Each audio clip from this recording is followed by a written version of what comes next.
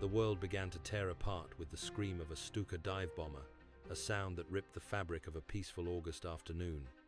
In a sunlit square in the heart of Stalingrad, a young girl's doll fell from her hands as the sky dissolved into a cataclysm of fire and thunder, turning a city of 500,000 souls into the gates of hell.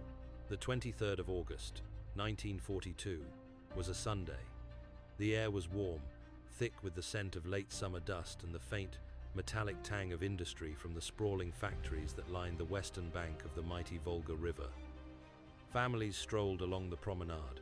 Children chased pigeons in the public gardens, and the city, a proud symbol of Soviet achievement named for the nation's iron-willed leader, breathed in the quiet peace of a weekend. It was a peace that would last only until 2 o'clock in the afternoon. The first wave came without warning. They were the vultures of the German 4th Air Fleet, the Junkers Ju-87 dive bombers, their crooked wings and fixed landing gear making them look like grotesque birds of prey. The sirens, installed for drills but never truly believed, began their mournful wail, a sound almost immediately drowned out by the shriek of the planes themselves. This was the Jericho trumpet, a propeller-driven siren designed for one purpose, to inflict psychological terror. It worked. People froze in the streets, their faces turned upward in a mixture of disbelief and primal fear. Then the bombs began to fall. It was not a military bombardment. It was an act of annihilation. General Wolfram von Richthofen, a man who had honed his craft of terror bombing in the Spanish Civil War, had been given a simple order: burn Stalingrad to the ground. He unleashed over 1,000 tons of explosives and incendiaries on the city in a matter of hours. The first bombs were high explosive, designed to shatter buildings, rip open roofs, and tear apart the wooden structures that comprised much of the city's housing. They turned streets into canyons of rubble and threw up colossal plumes of black smoke and pulverized brick that blotted out the Sunday. Then came the incendiaries. Thousands of small thermite bombs rained down, splashing liquid fire that clung to everything it touched. Wood, fabric, and human flesh ignited instantly. The city's fire brigades, heroic but hopelessly outmatched, raced towards the blazes, only to have their water mains shattered by the next wave of explosions. Fires merged into block-wide conflagrations, which in turn joined to become a single, roaring firestorm. The heat became so intense it created its own weather system, sucking in oxygen from the surrounding areas with the force of a hurricane, feeding the flames and asphyxiating those hiding in cellars and shelters. Down by the river, the city's massive oil storage tanks were hit. They erupted in gargantuan fireballs that climbed thousands of feet into the sky, painting the smoke-blackened afternoon with a hellish orange glow. A tidal wave of burning oil poured down the gullies and ravines leading to the Volga, and soon the river itself was on fire. A thick, greasy black smoke, smelling of burning tar and chemicals, blanketed everything. The world was reduced to the deafening roar of the flames, the percussive crump of continuous explosions, and the screams of the dying. 40,000 civilians were killed on that first day alone, a number rivaling the total civilian deaths of the entire London Blitz. They were mothers, factory workers, children, old men, their lives extinguished in an instant, their city transformed into their tomb. This apocalyptic vision was the calling card of the force that now stood at the city's edge, the German 6th Army. They were not merely an army, they were a legend, the sharpened tip of the Nazi spear that had pierced through Poland, France, and the vast expanses of the Soviet Union. Commanded by the meticulous and highly respected General Friedrich Paulus, the 6th Army was the largest and most powerful field army in the entire Wehrmacht. It was a self-contained universe of war, numbering over 250,000 men at its core, supported by the 4th Panzer Army and legions of allied Romanian and Italian troops, bringing the total Axis strength in the sector to nearly 1 million soldiers. They were the epitome of modern warfare. Their panzer divisions were the steel fist that had perfected the art of the blitzkrieg, the lightning war. Their soldiers were veterans of a dozen victorious campaigns, hardened, confident, and equipped with the finest weapons German industry could produce. They were supported by the crushing power of the Luftwaffe, which commanded total air supremacy. As they watched the city burn from the heights to the west, They felt not pity, but the grim satisfaction of a job nearing its completion. They had fought their way over 600 miles of steppe, crushing every Soviet army that stood in their path. This burning city, this Stalingrad, was to be the final prize, the last obstacle before the final victory in the east. They believed it would fall in a matter of days. The city they had come to destroy was more than just a strategic objective. Stalingrad was a statement. Built on the bones of the old city of Tsaritsyn, it had been forged in the crucible of the Russian Civil War, where Joseph Stalin himself had played a key role in its defense. Reborn in the 1930s, it was a model of Soviet industrial might. The skyline was dominated by the chimneys of massive factory complexes, the Red October steelworks, the Barakadi arms factory, and, most famously, the Dzerzhinsky tractor factory, which in 1942 was churning out the legendary 3-4 tank. It was a city of concrete and steel, a testament to the power of the new Soviet man. Its very name was an act of defiance, a personal tribute to the dictator in the Kremlin. And for the dictator in Berlin, that was a symbol that could not be allowed to stand. As the fires of August 23rd died down over the following days, they left behind a skeleton. The city was a jagged landscape of shattered concrete, twisted steel, and the charred husks of buildings. The grand avenues were gone, replaced by impassable mountains of debris. The parks were graveyards. But it was not dead. Deep within the ruins, in the basements and sewers and shattered factory halls, something stirred. The surviving citizens, their faces blackened with soot, their hearts filled with a cold, hard rage, began to crawl from the wreckage. The scattered units of the Soviet 62nd Army, reeling from the aerial onslaught, began to regroup. The city was wounded, dismembered, and set ablaze, but it was not yet conquered. The German juggernaut had arrived at the gates of hell, little realizing they were about to step inside. The inferno they had created would not just be the city's funeral pyre, it would become their own. In the damp, pine-scented air of the Wolf's Lair in Rastenburg, East Prussia, Adolf Hitler hunched over a massive map table, a pool of harsh electric light illuminating the vast expanse of the Eastern Front. He ignored the cautious murmurs of his generals, their faces etched with a concern they dared not voice too loudly. With a sudden, sharp movement, he stabbed a finger onto the map, his nail pressing down on a single, defiant point on the west bank of the Volga. Stalingrad, he hissed, the name itself a venomous epithet. His voice, rising from a low growl to a fanatical tremor, filled the concrete bunker.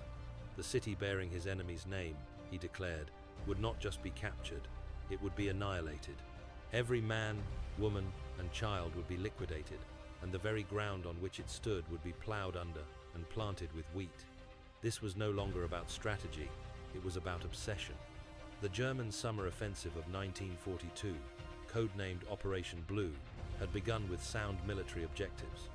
The primary goal was to sweep south and east, to seize the rich oil fields of the Caucasus.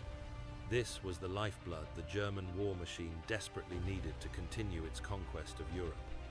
In the original plan, Stalingrad was a secondary objective, a city to be neutralized in order to secure the long, vulnerable northern flank of the main advance along the Don and Volga rivers. It was a vital communications and industrial hub, and its capture would sever the Soviet Union's main waterway, cutting the flow of oil and supplies from the south to Moscow and the Central Front. It was a logical, if ambitious, military goal. But for Hitler, logic had long since been supplanted by ideology. As the Sixth Army advanced, his focus narrowed with a maniacal intensity onto the city named for his arch-nemesis. The Caucasus could wait. The oil could wait. The name Stalingrad was a personal insult, a symbol of the Bolshevik ideology he had sworn to eradicate. Capturing it was no longer enough. The city had to be erased from history, its destruction, a personal monument to his will. He began to divert forces from the southern advance, pulling the 4th Panzer Army away from its drive to the Caucasus and turning it north to support the 6th Army's assault. His generals, men like Franz Halder, chief of the General Staff, protested weakly. They saw the strategic folly of concentrating such immense force on a single city while leaving the flanks dangerously exposed, but their counsel was dismissed with contempt. The Führer's intuition, he screamed, was superior to their cautious textbook calculations. The instrument of this intuition was General Friedrich Paulus. A tall, elegant, and fastidious officer, Paulus was the archetype of the German general staff professional. He was a brilliant planner, a master of logistics and tactics, the man who had helped draw up the initial plans for the invasion of the Soviet Union. He was meticulous, thoughtful, and utterly dedicated to his duty. But he was not a gambler, not a brute, not a man of the same fanatical iron as the Nazi leaders he served. He saw the risks, understood the overextension of his supply lines, and felt a growing unease about the mission. Yet his defining characteristic was obedience. He lacked the imagination, or perhaps the courage, to defy a direct order from his Führer. And so, with grim professionalism, he prepared to execute a command he knew was becoming increasingly irrational. He would lead his magnificent army into the ruins of Stalingrad, confident in its ability to overcome any obstacle through superior training, tactics, and firepower. From the perspective of the German Lanzer, the common foot soldier pushing into the western suburbs in early September, the situation seemed clear. The battle was all but won. Their artillery was pulverizing what little remained of the city's defenses, and the Luftwaffe circled overhead like hawks, unchallenged in the sky. Letters sent home from this period are filled with a confident, almost casual arrogance. "The Russians are finished," one soldier wrote. "We are clearing out the last pockets of resistance. We should be on the Volga by the end of the week. Then it is on to Persia for a bit of Sunday." Their initial contempt for the Soviet soldier was profound. They saw them as subhuman, poorly led, and prone to panicked retreat. But as they pushed deeper, from the shattered wooden houses of the suburbs into the dense, concrete maze of the city center, a new and unsettling reality began to emerge. The resistance was not collapsing. In fact, it was stiffening. Every ruined building seemed to spit fire. A pile of rubble that looked inert would suddenly erupt with machine gun fire. A lone anti-tank rifle would fire from a third-story window, disabling a panzer before melting back into the shadows. The defenders they encountered were not the panicked conscripts they had faced on the steppe. These men were different. They fought with a ferocity that bordered on suicidal. They refused to surrender, often fighting to the last man, the last bullet. A German report from this time noted with a tone of shocked surprise, "The Soviets are not men, but a type of creature forged from iron. They do not know fear, and they do not know retreat." The easy victory promised by their Führer was proving elusive. The advance, once measured in dozens of miles per day, was now measured in yards. The cost for each city block was horrifically high. The Sixth Army, a force designed for sweeping maneuver warfare across open plains, found its panzers confined to rubble-choked streets, where they became easy prey for hidden anti-tank guns. The infantry was forced to clear every building, room by room, floor by floor, a bloody and exhausting task for which they were ill-prepared. The overconfidence began to curdle into a grim frustration. The city was a meat grinder, and it was chewing up their best men. Hitler, back in the wolf's lair, saw only the progress on his map, a creeping advance of a few hundred meters. He demanded more pressure, faster results, blind to the fact that his obsession was drawing his finest army into a battle that negated all of its strengths and amplified all of its weaknesses. The trap was not yet set, but the bait, the city itself, was being taken. In a dark, wood-paneled room in the Kremlin, the air thick with the smoke of his pipe, Joseph Stalin paced like a caged bear. The reports laid on his desk were a litany of disaster. The southern front was collapsing. Rostov had fallen. The Germans were pouring across the Don River, advancing on the Volga and the Caucasus simultaneously. Entire Soviet armies had been encircled and annihilated. Retreat was turning into a rout. He stopped his pacing, his face a cold, impassive mask. He turned to a terrified aide, and his voice, dangerously quiet, began to dictate the words that would become a landmark of ruthless brutality in the annals of warfare. This was Order Number 227. The camera of history focuses on its most infamous phrase, "Ni shagu nazad," not one step back. The order, promulgated on the 28th of July, 1942, was a document born of pure desperation.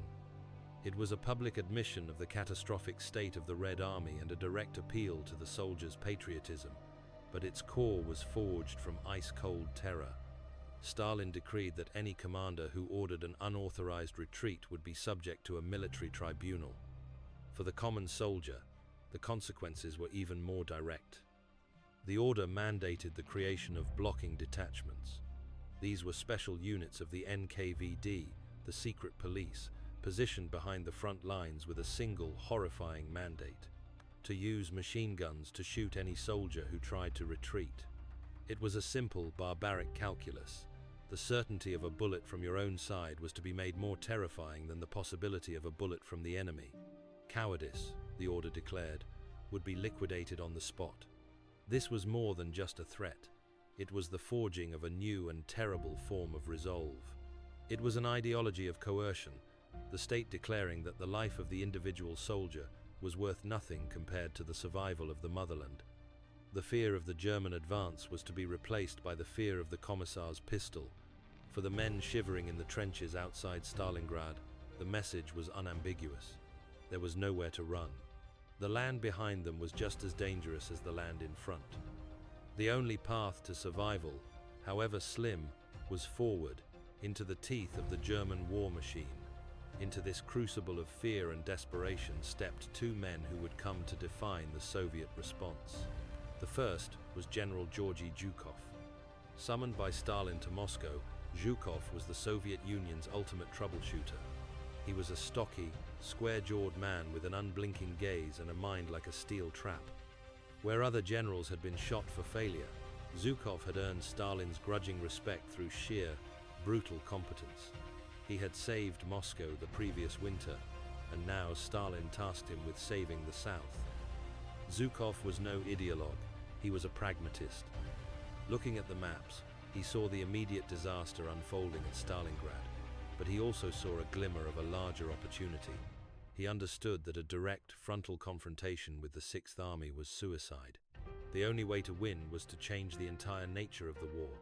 While another man would be dispatched to hold the city, Zhukov would begin to quietly, secretly, gather the pieces for a counterstroke of unimaginable scale. The man chosen for the suicidal task of holding the city itself was General Vasily Chuikov. On September 12th, Chuikov was flown across the burning Volga to take command of the beleaguered 62nd Army. What he found was not an army, but the shattered remnants of one. His divisions were at less than 10% strength. His headquarters was a bunker dug into the steep western bank of the river, under constant shell fire. His grim briefing from the local political commissar, Nikita Khrushchev, was simple. The order is to hold the city or die trying.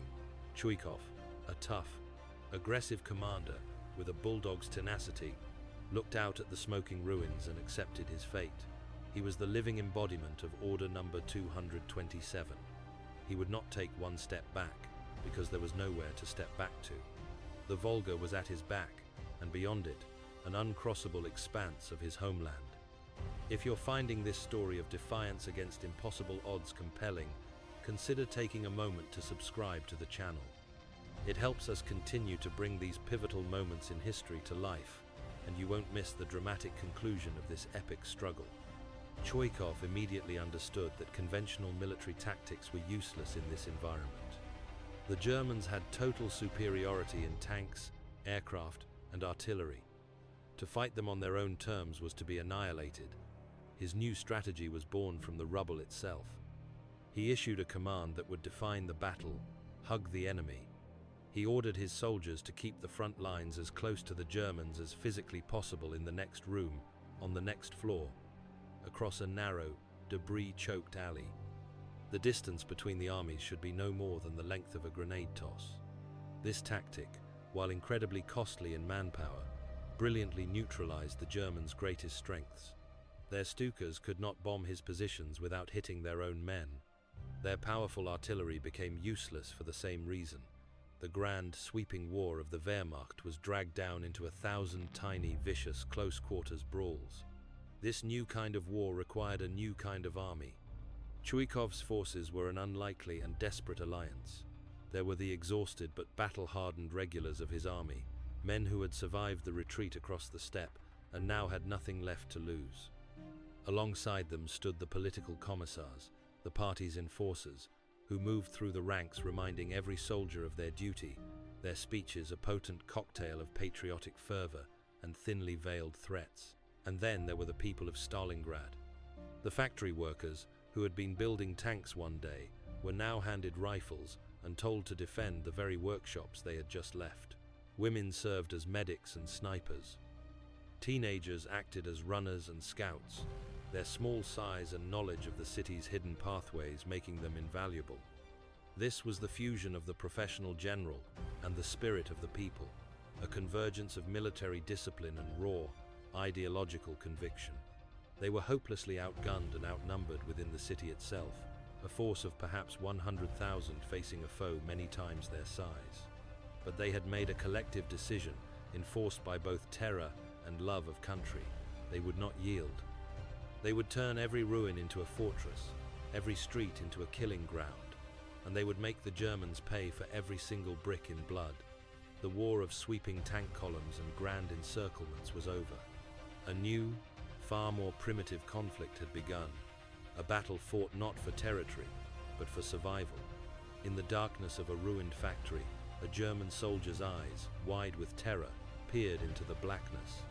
The front line was no longer a neat demarcation on a map. It was the wall of the room he was in, the floor beneath his feet, the ceiling above his head. The Germans had a name for this new kind of fighting, the Rat War. A sudden muffled explosion from a sewer grate nearby served as a brutal reminder that the enemy was everywhere above, below, and inside the very walls. This was urban warfare in its most savage and intimate form. General Chuikov's tactic of hugging the enemy had transformed the city into a claustrophobic labyrinth of death. The nature of combat shifted from long-range engagements to brutal, close-quarters butchery with submachine guns, grenades, sharpened spades, and bayonets. A single building could change hands a dozen times in a single day, its floors littered with an ever-growing number of German and Soviet corpses. Snipers became the kings of the battlefield. They nested like spiders in the highest floors of shattered buildings, their deadly craft turning any open space, a street crossing, a courtyard into a fatal no-man's land. The life expectancy of a new officer on the German side was often measured in minutes. Certain locations became legendary symbols of this desperate resistance, their names seared into the memory of the war. The grain elevator, a massive concrete silo complex near the southern railway station, was one such place. A small garrison of no more than 50 Soviet soldiers held this fortress for over a week, firing from its high windows and repelling wave after wave of German assaults. The Germans who finally took the structure found only a handful of wounded, exhausted defenders, their ammunition gone, surrounded by heaps of their own dead and hundreds of German corpses. In the north, the industrial district became the epicenter of the fighting. The Red October steelworks and the Barricadi arms factory were sprawling complexes of workshops, furnaces, and railway lines, a perfect defensive landscape of steel and concrete. Here, the fighting was apocalyptic. The front line often ran directly through a workshop, with Soviets on one side of a giant piece of machinery and Germans on the other, exchanging fire and insults in the gloom. The Dzerzhinsky tractor factory continued to produce 3-4 tanks even as the battle raged around it.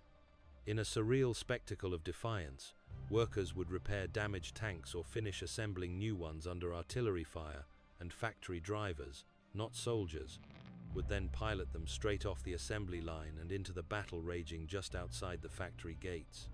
Perhaps the most famous symbol of the city's indomitable will was a single, 4-story apartment building overlooking a key square in the city center.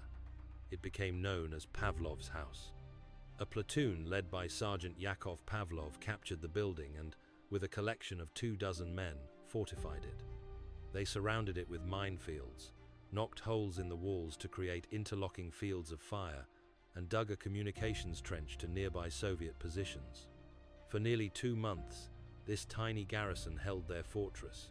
They withstood constant shelling, bombing, and infantry assaults. German maps of the city began to mark Pavlov's house as a fortress, unable to believe that such a small number of men could be holding up their advance.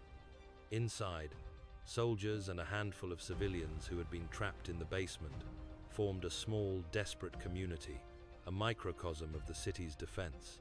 This was the courage of ordinary people, transformed by circumstance into heroes. It was the story of Vasily Zaitsev, the shepherd from the Ural Mountains who became a legendary sniper, credited with over 200 kills. It was the story of the young women of the 1077th Anti-Aircraft Regiment, who, when their positions were overrun by German tanks, lowered the barrels of their guns and fired directly at the panzers until they were all killed or captured.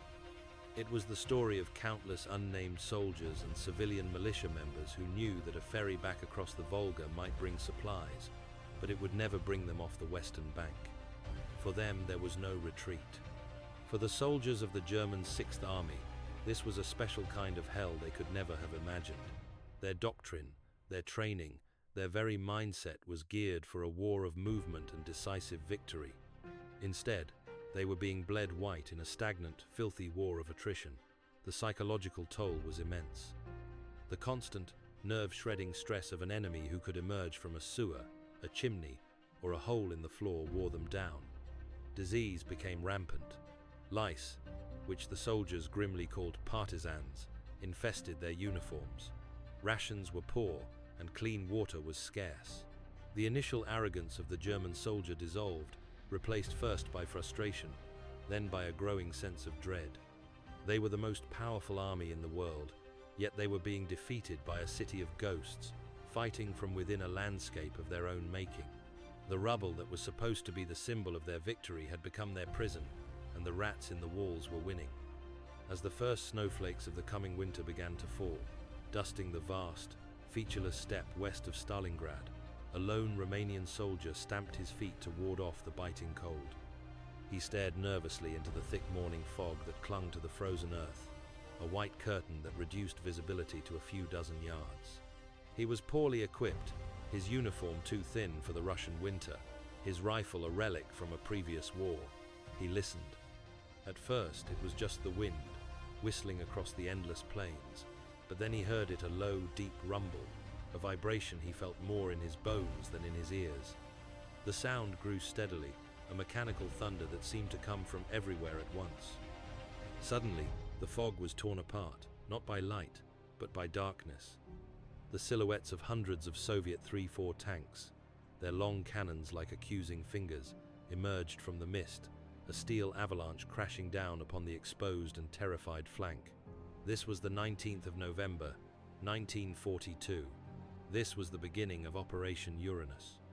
While General Chwykov's 62nd Army was performing its grim, heroic task of bleeding the German 6th Army to death inside the city, a drama of immense strategic importance was unfolding in secret. Georgy Zhukov's master plan was now in motion. He had correctly identified the Germans' critical weakness. In their obsessive focus on capturing Stalingrad itself, they had entrusted the protection of their long, overstretched flanks to their less reliable allies. To the north and south of the city, stretching for hundreds of miles, the lines were held not by elite German divisions, but by poorly equipped, poorly motivated, and poorly led Romanian, Hungarian, and Italian armies. They lacked sufficient anti-tank weapons, their morale was low, and they had no love for a war being fought for German ambitions in the freezing Russian wastes. This was the soft underbelly of the German advance, and it was here that Zhukov planned to strike with the force of a sledgehammer. The logistical effort was one of the greatest feats of military deception in history. For weeks, under the cover of darkness and the strictest radio silence, the Red Army amassed a force of staggering proportions. Over 1 million soldiers, more than 1,300 tanks, many of them the superior 3-4-16,000 artillery pieces, and over 1,000 aircraft were secretly moved into position on the flanks. It was a monumental undertaking, a river of men and steel flowing west to form two massive pincers. Stalin had stripped other sectors of the front bare, gambling everything on this one, decisive counter-offensive. The 62nd Army inside Stalingrad was the anvil. Zhukov's fresh armies were now the hammer, poised to swing. The attack began simultaneously from the north and the south. The artillery bombardment that preceded the assault was of an intensity the world had never seen. A storm of high explosives that vaporized the flimsy defenses of the Romanian Third Army in the north and the Fourth Army in the south. Then, the tanks and the screaming waves of infantry charged forward. The result was not a battle, it was a collapse. The Allied armies, their anti-tank guns proving useless against the sloped armor of the 3-4s, shattered and fled. Entire divisions disintegrated in a matter of hours.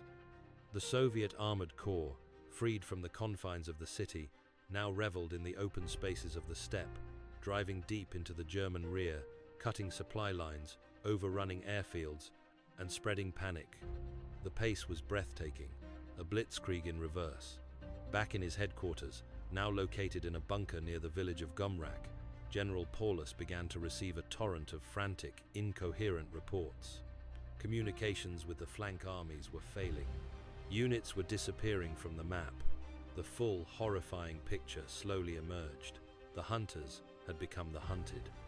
On the 23rd of November, just 4 days after the offensive began, the lead tank brigades of the 2 Soviet pincers met at the town of Kalach, west of Stalingrad. The trap had snapped shut. The entire German 6th Army, along with elements of the 4th Panzer Army and several Romanian divisions, a force of nearly 300,000 men, was now completely encircled. The roles had been utterly and spectacularly reversed. The once unstoppable German juggernaut was now the besieged force. The million-strong Axis army group was now shattered, and at its heart was a pocket of a few 100,000 men, surrounded by a Soviet force of over 1 million. A sense of disbelief, followed by dawning horror, swept through the German command. Paulus, ever the professional, immediately recognized the gravity of the situation. He radioed Hitler, reporting the encirclement and formally requesting permission to attempt a breakout to the west before the Soviet ring solidified. The supplies and fuel for such an attempt were still available, just. The answer came back from the Führer's headquarters, crackling with fury and delusion. The 6th Army was to stand fast. It was to form an all-round defense, a fortress, a festum. He, Adolf Hitler, personally guaranteed that it would be supplied from the air by the mighty Luftwaffe. Any attempt to break out was strictly forbidden. That order, born of ego and a complete detachment from reality, was not a reprieve. It was a death sentence. What do you believe was the single biggest mistake made by the German command in this campaign? Was it Hitler's obsession with the city, the failure to protect the flanks, or the refusal to allow a breakout? Let me know your thoughts in the comments below. The world inside what the Germans now called the cauldron shrank and froze. In a makeshift field hospital set up in the frozen, stinking basement of a ruined building, a German doctor stared at his hands, empty of medicine, as a young soldier on a stretcher stared at the ceiling, his eyes empty of hope. Outside, the landscape was an endless, wind-scoured panorama of white. The snow, which had begun as a tactical advantage for the Soviets, was now a malevolent force of nature, an enemy to all. It buried equipment, stalled vehicles, and covered the thousands of frozen corpses of men and horses that dotted the landscape, their rigid forms serving as grim signposts in the featureless terrain. The promised Luftwaffe airlift, the lifeline that was supposed to sustain the fortress Stalingrad, was a catastrophic failure. Hermann Goering, the bombastic head of the Luftwaffe, had assured his Führer that his airmen could deliver the minimum 600 tons of supplies the 6th Army needed every day. It was a boast born of pure fantasy. In reality, on their best days, they managed a fraction of that amount. Soviet anti-aircraft fire and fighters took a heavy toll on the lumbering transport planes. The weather, with its blizzards and ice storms, was often a more effective barrier than the Russians. The trickle of supplies that did get through often ammunition when what was needed was food, or propaganda leaflets when what was needed was medicine, was a cruel joke. The agony of the 6th Army became a slow, grinding descent into a medieval nightmare. The first to go were the horses, some 70,000 of them, slaughtered for their stringy, tough meat. When they were gone, the men began to starve. Rations were cut again and again, until a day's meal consisted of a few ounces of bread made with flour cut with sawdust, and a thin, watery soup. Men became walking skeletons, their faces hollow, their uniforms hanging off their emaciated frames. Frostbite was rampant. Without proper winter clothing, hands, feet, and faces turned black with necrosis. A simple wound, which would have been trivial months before, now meant a slow, agonizing death from infection and gangrene. Discipline, the bedrock of the German army, began to crumble. Soldiers deserted their posts, not to escape, for there was nowhere to go, but to huddle in basements, trying to conserve what little warmth and energy they had left. The strong preyed on the weak, stealing their meager rations. Hope, the final casualty, died a slow death. It briefly flickered in late December when General Erich von Manstein launched a relief attempt, Operation Winter Storm, from the southwest. His panzer divisions fought their way to within 30 miles of the pocket, their signal flares visible to the desperate men inside. But Paulus, still bound by Hitler's order and lacking the fuel to break out to meet them, could not move. Manstein's exhausted forces were halted by fierce Soviet resistance and forced to retreat. The last glimmer of hope was extinguished. By January 1943, the Kessel was a charnel house. The Soviets, having crushed all resistance outside the pocket, began their final offensive, Operation Ring. They systematically sliced the German, held territory into smaller and smaller pieces. The fighting was one-sided. The starving, freezing German soldiers, many too weak to even lift their rifles, could offer little resistance to the well-fed, well-equipped Red Army soldiers who now closed in for the kill. The end came in the last days of January. The Soviets overran the last operational airfield at Potomnik, ending even the pretense of an airlift. The pocket was split in two. On the morning of January 31st, Soviet soldiers cautiously made their way into the basement of the Univermag department store in the center of the city, the new headquarters of the 6th Army. There, amidst the squalor, they found a shocked and broken man. Just hours before, in a final, cynical gesture, Hitler had promoted Friedrich Paulus to the rank of Field Marshal. No German Field Marshal in history had ever surrendered.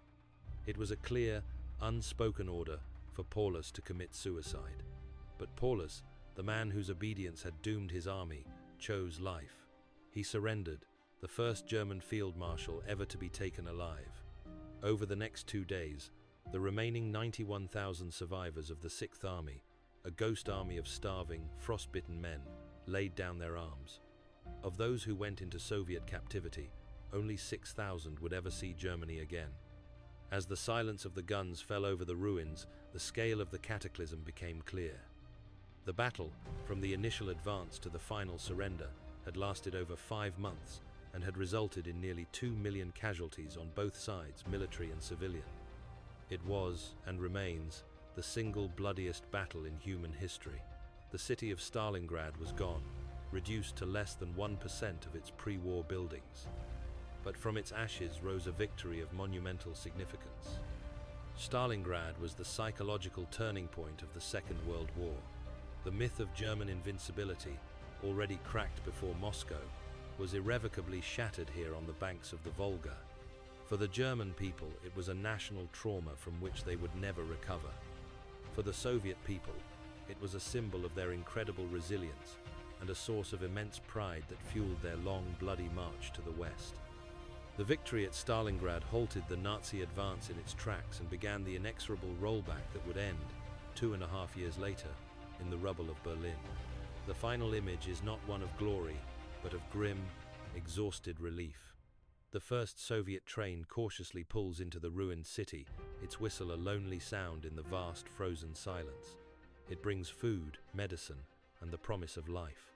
Standing amidst a mountain of debris, his face aged a decade in 5 months, is General Vasily Choykov. He looks out over the frozen Volga, the river that had been his final line of defense. He had been ordered to hold the city or die trying. He had held the city, and in doing so, he and the unyielding defenders of Stalingrad had changed the course of world history. The long and brutal road to Berlin began here, in this frozen, shattered city. The tide of the war had turned, and the world would never be the same. If this story of human resilience and the turning point of the Second World War moved you, please share it with others who appreciate history. The sacrifice at Stalingrad became the foundation for the final victory, a testament to the idea that even in the face of annihilation, the will to resist can forge a triumph for the ages. Thank you for joining us for this deep dive into one of history's most pivotal battles. To continue exploring the epic stories and crucial moments that have shaped our world, make sure to subscribe to the channel and ring the notification bell. We look forward to seeing you in the comments.